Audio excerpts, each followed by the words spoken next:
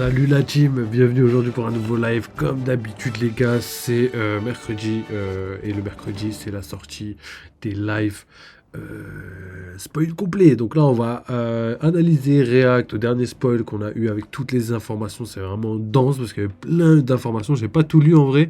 J'ai essayé de faire le plus vite possible, il est grave tard les gars, donc on va essayer de faire ça le plus vite possible. Donc les gars, oubliez pas, si jamais vous voulez soutenir, aider la chaîne, vous savez comment faire, le petit like, le petit follow, le petit commentaire pour l'algorithme et pour le référencement.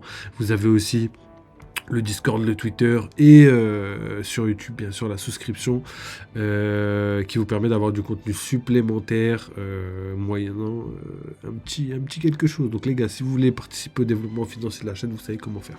Donc c'est parti les gars, on va passer directement au spoil de One Piece et j'espère que vous êtes prêts parce que justement il y a beaucoup d'informations et j'ai l'impression qu'on va pouvoir avoir quelque chose de carré les gars, de vraiment carré, de vraiment cool aussi parce que les informations qui vont être données sont pas n'importe lesquelles. Donc j'espère que vous êtes bien prêts les gars, restez bien à l'affût, ça devrait être pas mal, hein. En tout cas, moi, ce que j'ai vu, j'ai été agréablement satisfait, hein. Franchement, on a eu des informations sur Vegapunk, sur le flashback et tout. Donc là, petite théorie validée là-dessus, hein, parce que je vous avais teasé le fait qu'on aurait des informations supplémentaires par rapport à l'Architect Head. Assez content de voir que ça s'est passé au final. Donc c'est parti, les gars. One Piece spoiler 1123. Chapitre 1123, le vide de 2 semaines. Le chapitre commence sur l'île d'Egghead. Donc ça, attends, je crois que c'est... Nous pouvons voir que les membres de la marine se sont évanouis, y compris les vice-amiraux. Donc ça déjà, c'était quelque chose qu'on avait vu dans les spoils normaux de One Piece. Et justement, personne, et j'ai bien dit personne, n'a résisté au haki surpuissant de Joy Boy. Tout le monde se sont évanouis, y compris les vice-amiraux. Ça vous montre un petit peu la puissance du haki de Joy Boy. Mais c'était pas n'importe quel haki, c'était aussi son haki ultime. C'est lui-même qui l'a dit. Ensuite, S-Snake, toujours dans la bulle, essaie de les réveiller rapidement pour aller chercher les chapeaux de paille. Donc S-Snake essaye de réveiller les vice-amiraux. Donc ça c'est ouf, mais pour l'instant, rien ne se passe et évidemment il est toujours coincé dans sa bulle, donc tant mieux d'un côté. Sur le navire d'Elbaf, en Gear 5, Luffy du coup remercie le robot géant pour son aide, mais il n'a pas de réaction de la part d'Emmet. Donc, qu'est-ce que ça veut dire? Est-ce que déjà le robot géant est au loin avec Saturne comme on l'a vu et que Luffy remercie le géant de loin, ou est-ce que le robot est sur le bateau? Donc je pense quand même qu'il est toujours sur l'île avec Saturne et que Luffy dit merci de loin, hein. Je pense que l'image est pas mal, mais bon, on avait théorisé le fait que Emmett aurait pu s'enfuir avec Luffy sur le bateau, donc j'ai l'impression que les spoils nous dirigent vers ça, mais j'y crois pas trop. J'y crois pas trop étant donné que voilà, il a rempli sa mission. La mission que Joy Boy lui avait donnée il y a très longtemps a été faite. Donc c'est parti, c'est fini, c'est classé, à faire classer, dossier suivant. Ensuite, Dory et Brogy disent qu'ils ne sentent plus du tout la présence de l'ennemi puisqu'ils se sont tous évanouis. Donc ça c'est parfait. Donc Dory et Brogy sûrement qui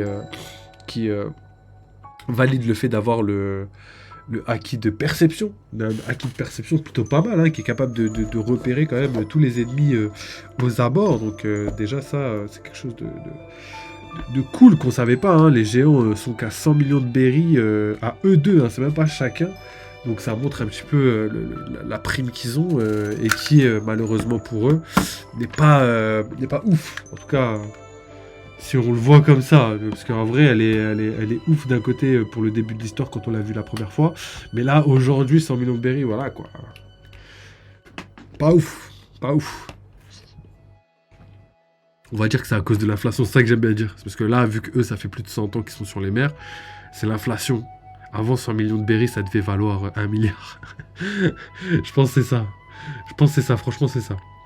Alors, Dory, le haki des rois est peut-être encore plus puissant que celui du roux. Le fait que cette phrase existe veut vraiment dire que Joy Boy, c'était le haki le plus puissant jamais observé dans le monde de One Piece. Je pense que cette phrase est présente uniquement pour ça.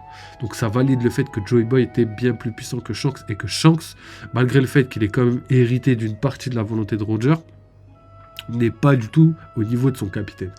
Ça, c'est pour bien vous recentrer, pour les gens qui pensent que Shanks sera toujours plus fort que Barbe Noire, par exemple, parce que voilà, vous me connaissez, il y a des gens qui sont pas d'accord avec moi, qui défendent leurs théories et tout, et ben là, tout est en train de dire le contraire, parce que Barbe Noire, lui, c'est échelle Xebec, échelle Roger, échelle Luffy, tu vois. Ça, c'est, on va dire, les quatre personnages qui, pour l'instant, avec Joy Boy, sont au sommet du monde en termes de puissance à la fin du manga. Tout de suite, c'est différent. Mais le futur veut que ce soit leur prime de tous les temps qui va arriver très prochainement, je pense. Donc voilà, quand vous prenez ça en compte, vous comprenez assez facilement que malheureusement Shanks ne joue pas dans la même cour, malgré le fait qu'il soit un empereur réel, puissant, et le fait que voilà, tout le monde le kiffe, etc. Malgré mon amour pour l'amour que je porte pour Shanks, ça reste quelqu'un qui n'est pas à la hauteur de Roger. Je suis désolé, mais c'est la vérité. Ensuite, nous voyons Bonnie, enfant, qui est en train de dormir sur Kuma. Donc voilà, enfin, je peux valider le fait que Kuma s'est bel et bien enfui en vie de Egghead. Hein, je vous l'avais dit il y a très très longtemps, mais j'avais dit que je fêterai, on va dire, la théorie uniquement quand elle sera validée réellement. Là, c'est bon, Egghead, on a fini, on part sur Elbaf, et Kuma est bel et bien en vie, entre guillemets, est bel et bien enfui de Egghead. Ce que je vous avais dit avant tout le monde, mais vraiment littéralement tout le monde. Alors Zoro est détendu, donc au calme. Usopp pleurant en saluant à Dory et Brogy depuis le Sunny et Luffy. Et Luffy, lui, qui est ridé, allongé sur les genoux de Nami. Donc voilà, Luffy KO. est normal, frère. Le nombre de fois où il a utilisé le Gear 5, bah 5 fois, Gear 5 pour le nombre de fois qu'il l'a utilisé. Donc voilà, c'est ouf, et en même temps, j'espère qu'il va pouvoir gérer tout ça. Il y a Capatele qui nous a rejoint. Salut, oh bon, bref, Gaspacho, comment tu vas, frérot? Wesh, les Diplodocus. Eh ben écoute, tout va bien, les Raptors 2000. Alors, on continue avec Sanji. Je sais pas si t'as remarqué déjà, on détente, on est là, on lit les spoils complets là, qui sont sortis plus tôt que prévu, les gars. Moi, j'avais prévu mon live là, donc j'ai pas pu le faire avant. Mais les spoils sont sortis plus tôt. Voilà, je tenais à le préciser parce que c'est rare. Donc voilà, Sanji est seul, regardant le corps de Vegapunk, allongé sur un futon. On dirait un futon, mais c'est bien un futon, donc c'est les matelas à terre, là, les matelas japonais, pour ceux qui savent pas.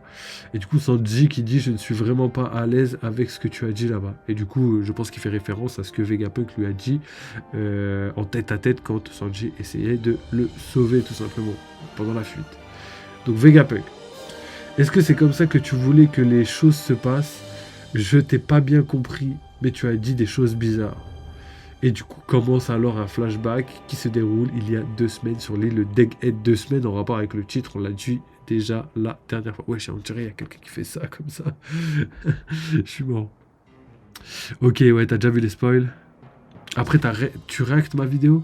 Non, pas ce soir, mon ref. Là, il est hyper tard. J'espère finir tôt parce que j'ai encore le montage à faire après. Et je suis explosé, gros. J'ai passé une journée, waouh. Je sais pas combien j'ai dépensé de calories, mais gros, j'ai dépensé plus de 1000 calories en exercice, c'est énorme. Donc, non, désolé, mon ref. Peut-être demain, si tu veux, si t'es là demain, on essaye de faire ça. Et j'ai pas vu, en plus, j'ai pas vu c'était quoi la vidéo. Mais c'était quoi? C'était ta vidéo, non? C'est quoi? C'est toi qui as fait la vidéo?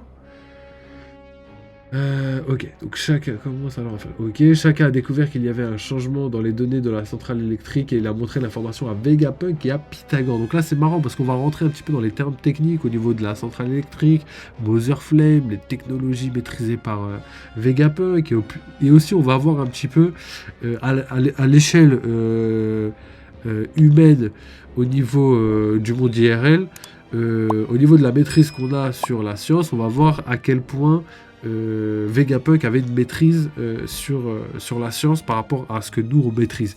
Est-ce qu'il était au level de l'humanité aujourd'hui? Est-ce qu'il était au level de l'humanité il y a 100 ans, hein? Donc 100 ans c'était à peu près l'époque du prime de Einstein, entre guillemets, parce que ça a duré longtemps son prime. Donc on va essayer de voir tout ça. Je vous dirai un petit peu plus d'informations par rapport à tout ça, vous inquiétez pas.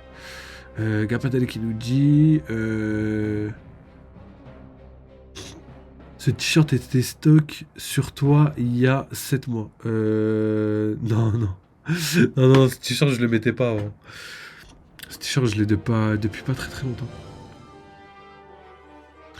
Non, une vidéo sur le Yonkou de Mihawk, c'est un fou qui l'a fait. Ok, bah vas-y, on essaiera de react ça demain, là je suis chaud. Mais là ce soir je suis KO les gars. Déjà si je finis les spoils complets, c'est déjà pas mal. Je suis même pas sûr de faire l'analyse et... Enfin vraiment je vais la faire rapidement. Donc là on est à quoi, 15 minutes de live les gars. Faut qu'on bombarde parce qu'on est qu'à la première partie. Je crois qu'il y en a 4 et demi même je crois. Ok, donc voilà. Voilà, le flashback a commencé, centrale électrique, pardon. Donc chacun, regardez ceci, il y a des changements dans la densité des particules, le flux de neutrons, l'énergie utilisée sur les séraphins a augmenté progressivement. S'il s'agit d'une erreur, c'est très grave. Donc voilà, déjà au niveau de la maîtrise, ils sont déjà très très loin dans le fait qu'ils connaissent les neutrons, le fait qu'ils connaissent les particules, etc. Et même qu'ils les fassent réagir par rapport aux séraphins. Déjà, ça voudrait dire que les séraphins tirent leur puissance pas que de leur pouvoir du fruit du démon ou de leur race, tu vois, qui a été implantée, mais aussi d'une puissance électrique, comme si c'était des cyborgs ou tout simplement des robots. Donc voilà, ça c'est intéressant. Je pense que ça pourrait être pas mal d'approfondir le sujet au niveau de la maîtrise de la science autour des séraphins. Ensuite, Pythagoras, qui dit « C'est différent des données que nous avons enregistrées. » Chacun qui dit « Les changements ont été habilement cachés dans les enregistrements. » Vegapunk, le coupable est donc l'un des Vegapunk. Serait-ce l'élite? Chacun, seuls les 3 ici présents ou un alibi parfait. Une énorme quantité d'énergie a été volée. Ok, donc là en fait il parle pas de l'énergie liée au séraphin, donc j'ai pas compris la phrase, je sais pas ce que les liqueurs ont voulu dire, mais en fait il parle de Mother Flame. Donc ça c'est l'énergie qui a été volée dans Mother Flame. Ok. Donc où on en était, le coupable est donc l'un des Vegapunk, ça reste l'élite. Donc évidemment c'est pas l'élite parce que nous on le sait hein, évidemment. Seuls les 3 ici présents ont un alibi parfait, une énorme quantité d'énergie a été volée. Vegapunk, l'un des 4 restants est le coupable, surtout Lilith. Donc tout le monde pensait que c'était Lilith, et c'est marrant que tout le monde pensait que c'était Lilith et qu'au final ce soit pas elle, et qu'en plus de ça c'est elle qui est survécue. Donc voilà, c'est la personne qu'on a accusée qui survit. C'est vraiment là c'est vraiment un parallèle magnifique de Da pour montrer que voilà, il y a une justice entre guillemets dans le sens où tout le monde l'a accusée et au final elle est toujours vivante. C'est pour ça que tu veux mettre notre cerveau en mode furtif. Donc voilà, ça c'est Pythagore qui dit ça. Et là c'est intéressant parce que je vous avais parlé d'une théorie sur le fait que Edison c'est une des seules personnes qui est pas vraiment mort, tu vois. On l'a pas vu vraiment mort mourir, on l'a vu fatigué au sol, mais on l'a pas vu vraiment mort. Et là on parle de justement furtivité au niveau du cerveau, c'est peut-être quelque chose qu'il aurait pu développer, se cacher justement, pour pas qu'on puisse le retrouver. Exactement comme Lilith a perdu connaissance, et York a cru qu'elle était morte. Donc voilà, ça c'était hyper intéressant, j'espère que Oda va servir de ça, comme si on avait tout oublié, et qu'au final, ce soit une feinte et qu'il ait survécu tout simplement.